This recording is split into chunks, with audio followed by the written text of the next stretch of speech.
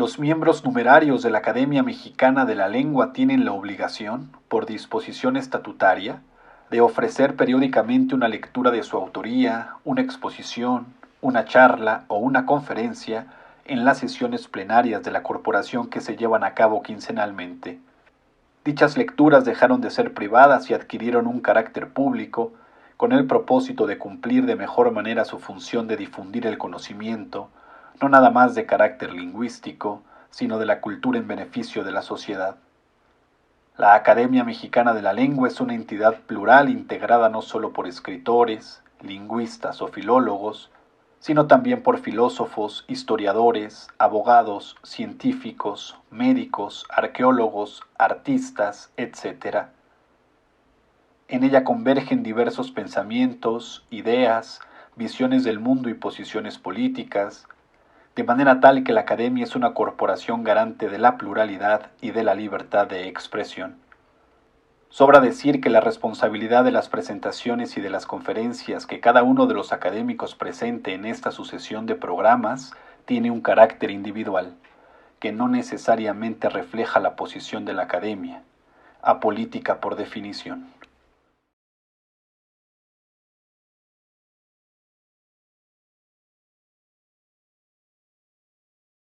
Explicaré primero el origen de mi interés en los idiomas. Nací bilingüe, pues mi madre era francesa.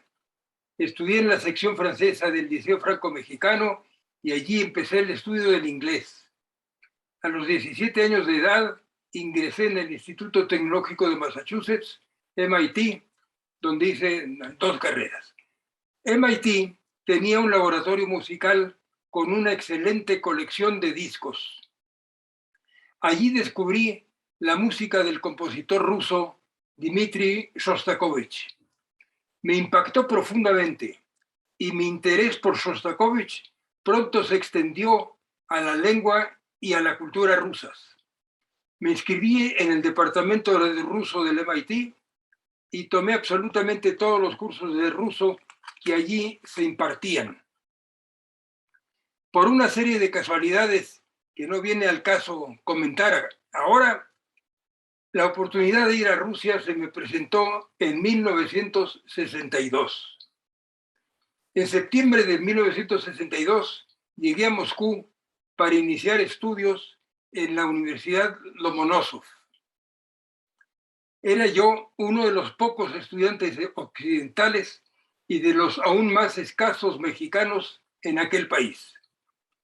Se vivía la época de Nikita Khrushchev, el primer renovador tras la terrible dictadura de Stalin.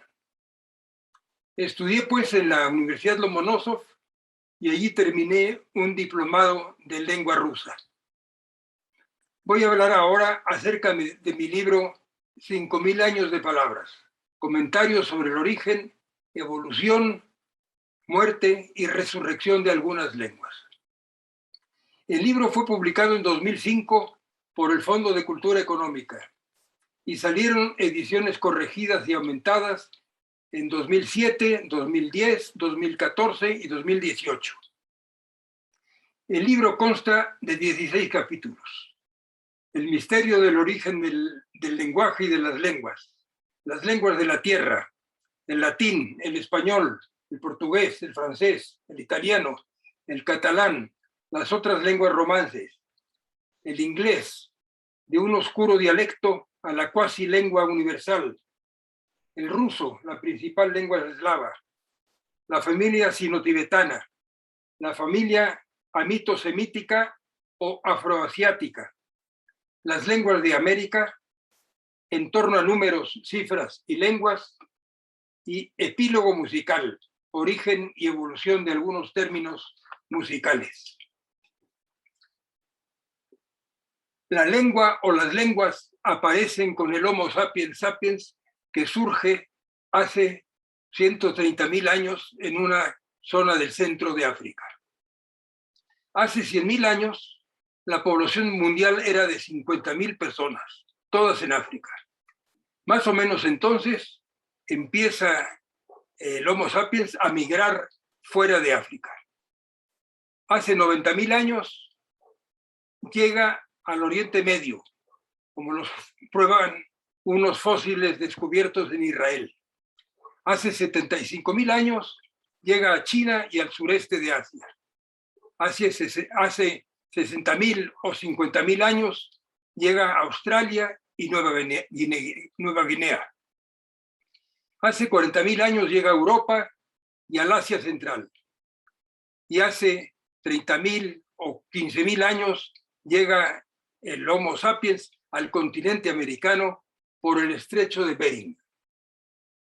Las lenguas aparecidas hace 130.000 años se multiplicaron y se diversificaron a medida que la población mundial fue aumentando y poblando todos los continentes.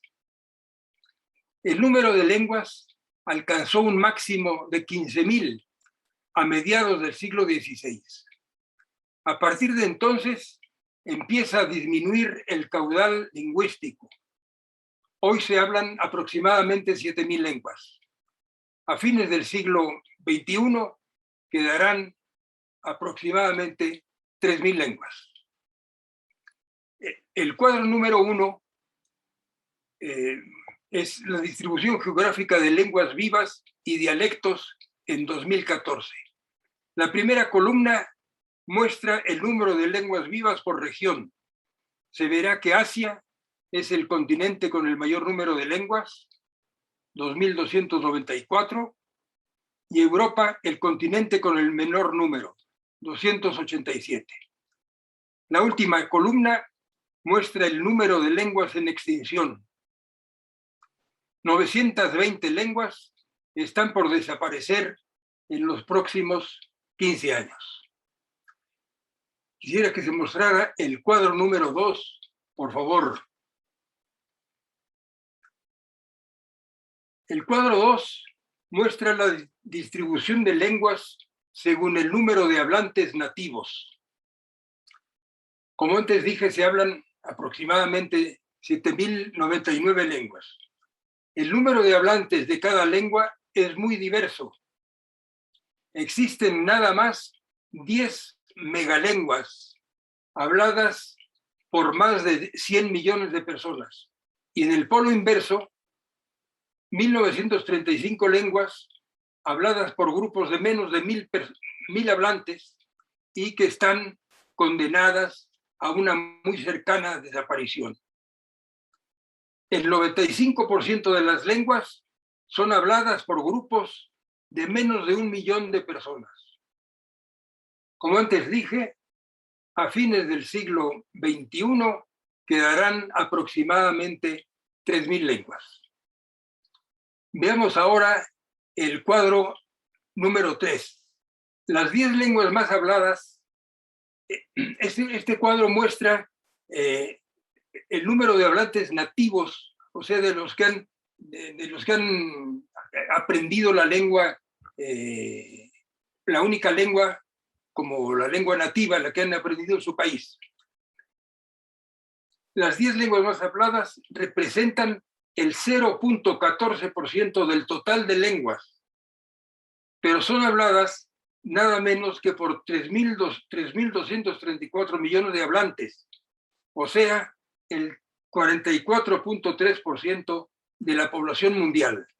Como verán, la lengua más hablada, esto se refiere a 2014, era el chino mandarín, hablada por 898 millones de hablantes nativos, que representaban el 12% de la población mundial. En segundo lugar, el español, 478 millones, el 6.6% de la población mundial. En tercer lugar, el inglés, ahí se verá, con 372 millones. Sigue el hindi, el urdu, hindi-urdu, el árabe, el bengalí, el portugués, el ruso, el japonés y el landa. Veamos ahora el cuadro número 4. Si incluyéramos entre hablantes de una lengua, además de los nativos, a aquellos que la han aprendido como segunda lengua, lengua vehicular o lengua franca, el orden cambiaría de manera importante. El chino mandarín continúa siendo la lengua más hablada, pero el segundo lugar ya no lo ocupa el español, sino el inglés, con 984 millones de hablantes. El español pasa al tercer lugar, hablado por 552 millones de personas. Las siguientes lenguas más habladas son el hindi urdu, el árabe, el ruso, el bengalí, el francés, el portugués y el japonés. Veamos ahora el cuadro número 5. El cuadro 5 muestra las 17 familias lingüísticas del mundo. ¿Por qué 17? Eminentes lingüistas como Rullen y otros agrupan todas las lenguas de la Tierra en 17 familias. Es una clasificación controvertida, pero que ha venido ganando adeptos entre los lingüistas. Veámosla a ojo de pájaro por orden decreciente de número de hablantes. La familia más hablada es la indoeuropea. En un momentito veremos qué lenguas constituyen esta enorme familia de lenguas. En segundo lugar está la familia sino-tibetana. En tercer lugar, la familia afroasiática o amito-semítica, que incluye el árabe, el hebreo, etc. En cuarto lugar está la familia altaica. En quinto, la familia áustrica, seguida por la familia niger-cordofana, elamo-dravídica, urálico-yucaguir. En el noveno lugar se encuentran las lenguas amerindias, las lenguas del continente americano.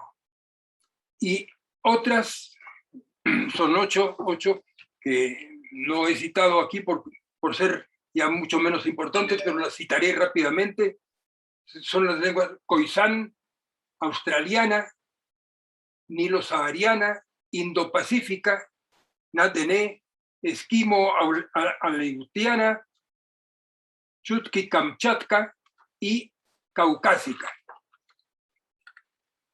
Veamos ahora en el cuadro número 6 la familia indoeuropea de lenguas.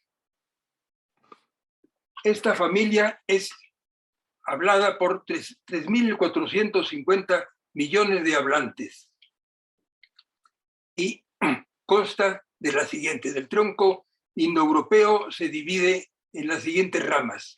En el lado izquierdo está la rama itálica, seguida por la germánica, la celta, luego la baltoeslávica, que se divide en dos, eslavo y báltico, seguida por la indo-iraní, que se divide en dos, indoario e iraní, y en el último lugar está el helénico.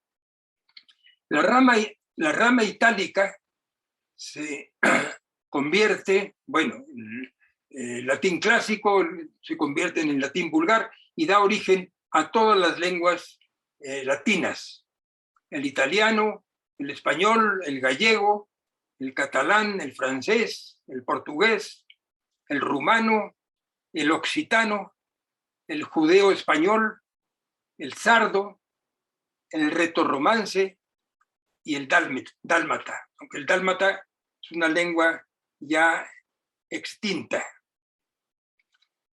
El occitano es, se llama en Francia las lenguas de Oc, Languedoc, a diferencia de las Languedoil, que son las lenguas que se convirtieron en el francés actual. El retorromance o retofriulano se refiere a la antigua provincia romana de Retia e incluyen las ramas friulana del norte de Italia, el romanche, de los grisones en Suiza y el ladino en el norte, en el noreste de Italia.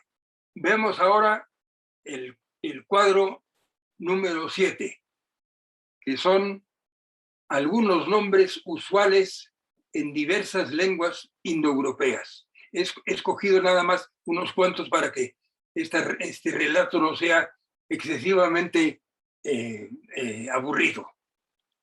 El término español padre se dice en sánscrito pitar, en griego y en latín pater, en francés père, en ruso atiets, que no tiene nada que ver con los anteriores, en inglés father, alemán vater y en hindi pita.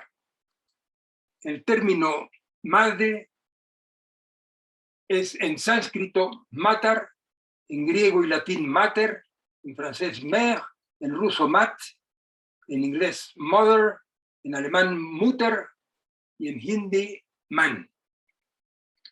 Y las palabras dos, el término en español dos, es en sánscrito dva, en griego y en latín dúo, en francés deux, en ruso dva. Casualmente en ruso dva es igual que en sánscrito, dva, en inglés tú, en alemán zwei y en hindi do. Y el término tres es en sánscrito tri, en griego tres, en latín tres, en francés trois, en ruso tri, en inglés three, en alemán drei y en hindi tin. Y finalmente el adjetivo nuevo se dice en sánscrito neuas, en griego neos, en latín novus, en francés nouveau, en ruso novi, en inglés new, en alemán neu, en hindi naya.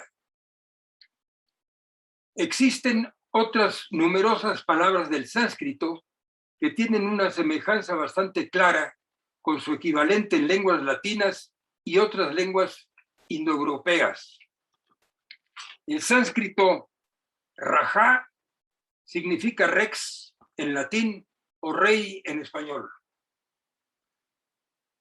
Tanto el término Raja como rex son dos términos que provienen de la antigua raíz indoeuropea reg, de la cual descienden también el inglés right, derecho, y el alemán Reich, reino. El sánscrito Maharaja proviene de Maha, magno, y Raja, rey. El sánscrito Maha, el griego mega, el latín magnus, los términos españoles majestad, mayor, más, maestro y muchos más, tienen un antiquísimo ancestro común, la raíz indoeuropea meg. Veamos ahora el cuadro número 8, que se refiere a la familia sino-tibetana de lenguas, la segunda familia más importante en cuanto a número de hablantes. La familia sino-tibetana se divide en dos grupos. El grupo chino incluye el mandarín, hablado en toda China, en Singapur y en Malasia, el wu, hablado en Shanghái, el cantonés, de Cantón, Hong Kong, Macao y Taiwán, el min, hablado en Hong Kong y en Taiwán, el guanés de Hunan y Vietnam, el Hakka del sur de China, el Ganyu, hablado en Jiangxi, China, y muchas otras lenguas que no cito porque son demasiadas en las comunidades de China.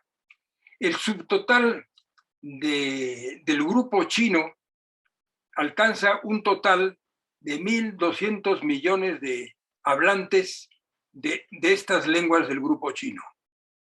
El grupo tibetano es mucho menos importante, pero consta de las siguientes lenguas: el birmano, hablado en Myanmar y en Bangladesh, el Loloñí, hablado en Yunnan y Sichuan en China, el tibetano, hablado en el Tíbet, y otros hablados en Nepal, China e India.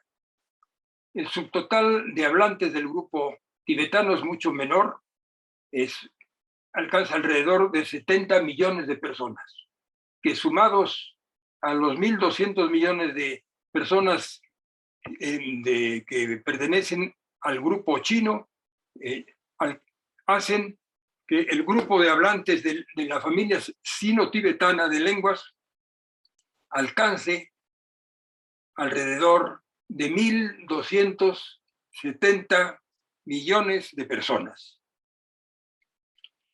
Vamos a ver ahora el grupo 9, el cuadro número 9, la población de los países hispanohablantes en 2015 y el número de hablantes de español. Bueno, esto es bastante evidente. En 2015, como hoy, el país con la mayor población de lengua española es evidentemente México, como lo verán aquí, con 123 millones de habitantes entonces, en 2015. El grupo de dominio nativo es de 119.6 millones de personas y el grupo de competencia limitada 3.9 millones. El segundo país en donde la lengua española es la más importante, alcanza las cifras más altas, es Colombia, seguida por España, Argentina, Perú, etcétera, etcétera. No voy a leer toda esta lista porque es muy conocida de todos ustedes y solamente quisiera destacar el último país de la lista, que es la Guinea Ecuatorial, cuya población es de 850.000 habitantes, y de estos 850.000 habitantes, 630.000 hablan como lengua nativa el español y 200.000 hablan el español con una competencia limitada. La Guinea Ecuatorial es un país hispanoparlante y desde 2014 existe la Academia Ecuatoguineana de la Lengua Española, Academia Ecuatoguineana de la Lengua Española, que fue admitida en 2016 como miembro de la Asociación de Academias de la Lengua Española. Y muchos de ustedes recordarán hace pocos años la presencia de la delegación de la Academia Ecuatoguineana en la reunión que tuvimos en México. El cuadro número 10 es ya el penúltimo cuadro. Este cuadro muestra el número de hispanohablantes en los países en donde el español no es la lengua oficial. En primer lugar está Estados Unidos, en donde hay 42.9 millones de personas que hablan el español como lengua nativa y 15 millones que lo hablan con una competencia limitada. En la Unión Europea, con la excepción de España, hay 1.4 millones de personas que lo hablan como lengua nativa y 31 millones de personas que lo hablan con competencia limitada, y así sigue esta lista que no voy a leer en detalle. Solamente voy a destacar que el último país que está incluido en este cuadro es las Islas Filipinas. Las Islas Filipinas, como todos ustedes sabrán, fue un país en donde el español fue lengua, fue parte del Imperio Español hasta 1898, y la lengua española siguió siendo una lengua oficial en Filipinas hasta 1989, me parece, cuando la presidenta Concepción Aquino decretó que el español ya no sería una de las lenguas oficiales de China, de las Filipinas. Sin embargo, todavía hay un grupo importante que hablan el español con una competencia limitada, 500,000 personas. Y, como mencioné hace un rato, existe una academia de la lengua española en las Islas Filipinas.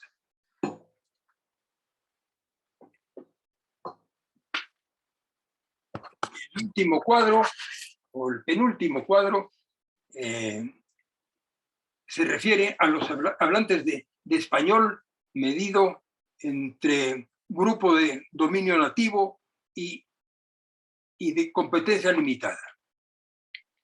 El cuadro 11 muestra que el número de hispanoparlantes de dominio nativo en el mundo alcanza un total de 478 millones de personas.